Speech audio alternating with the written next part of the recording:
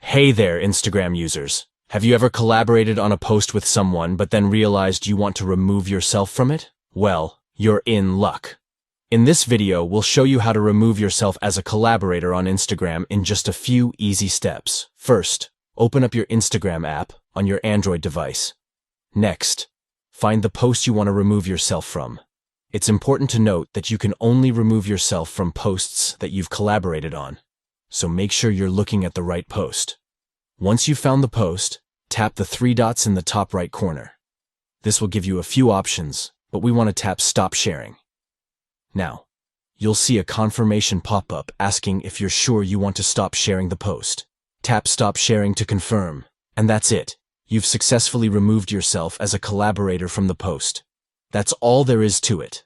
With these simple steps, you can easily remove yourself from a post you no longer want to be associated with. So go ahead, give it a try, and let us know in the comments below how it goes. Thanks for watching, and don't forget to hit that like button and subscribe for more Instagram tips and tricks.